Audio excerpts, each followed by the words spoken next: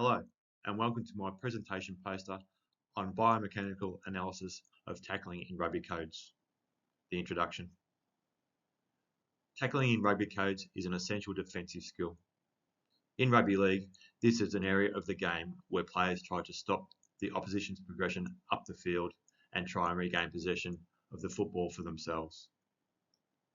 Newton's first law of motion explains that the player with the ball will not stop unless acted upon by an external force, which in this case is the tackler. In recent times, concerns have been raised about player welfare, especially when it comes to concussions and head knocks. So how can tackles be made forceful but still be performed safely? The biomechanics of tackling involve key areas of interactions of forces, body positioning and movement patterns. Not only is it vital to understand these principles for effective tackling, but ensuring tackles are made safely is essential for player welfare and to help lessen the risk of injury. The objective and the aim of this report is to analyse the biomechanics of a rugby league tackle, exploring the kinetic and kinematic aspects that contribute to effective, successful and safe tackling.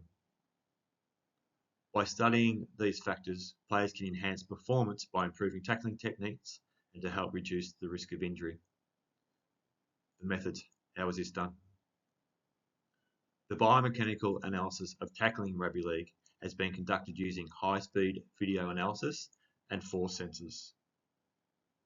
A study by Edwards in 2021 involving 92 players of varying experience, skill levels from all grades were recorded performing front-on and side-on tackles in controlled environments. High-speed cameras captured the motion of the tackler's body, focusing on the movement of the lower body, torso and arms during the tackle. Force sensors located in the ground and also on the players measured the ground reaction forces and impact forces and centre of mass during the tackle. Kinematic data was used to assess the body positioning, joint angles and movement patterns, while kinetic data focused on forces generated during the tackle, particularly the role of the lower body and core muscles in generating impact force.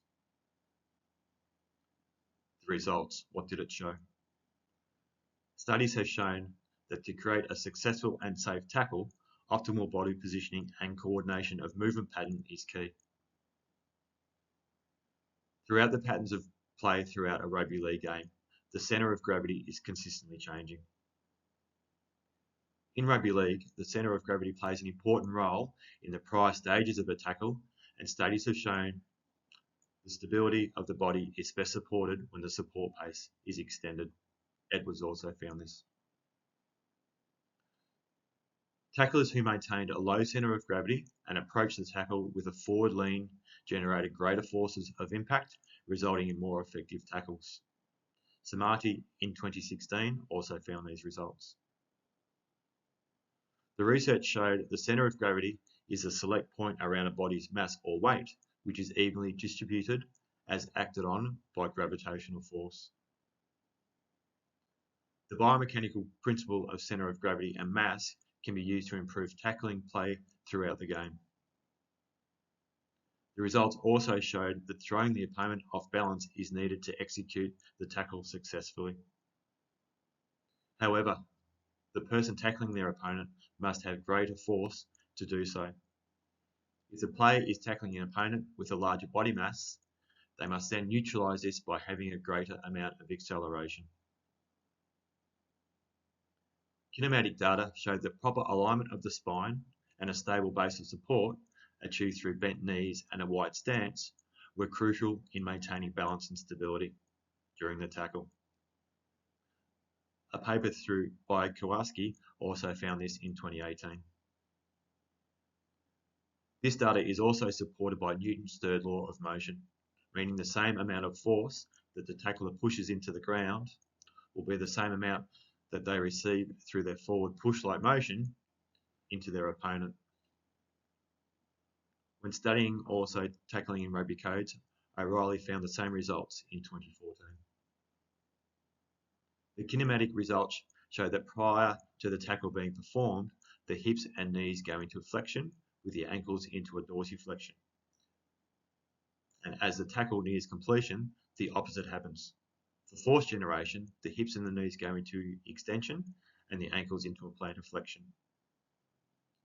The kinetic analysis indicated that the impact force was generated by the upper and lower body, particularly through the extension of the hips and knees and the engagement of core muscles, which help transfer force through the body into the opposing player. The discussion. Study findings have highlighted the importance of kinetic and kinematic factors in the biomechanics of executing effective and safe tackling in the rugby codes. For a tackle to be powerful and also controlled, effective tackling relies on proper body mechanics, especially by keeping the body balanced and grounded with a forward-leaning posture. This was also shown by a paper by Samati in 2016. The rugby league player who is executing the tackle should aim at creating instability to their opponent. The mass of the opponent then becomes irrelevant if the tackler is able to take them off balance.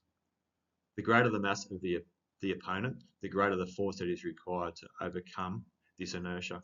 This was also found by Hung and Palace in 2004. The study showed that stability and balance are also essential in maintaining an optimal center of gravity. Research has shown that strengthening lower body muscles and core muscles can improve the force generated when effecting a tackle.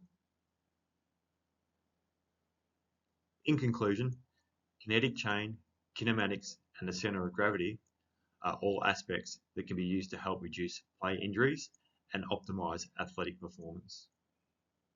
Not only has this been shown by Edwards in 2021, other studies, such as by McMahon in 2022 and by Gabbett in 2016, have showed similar results.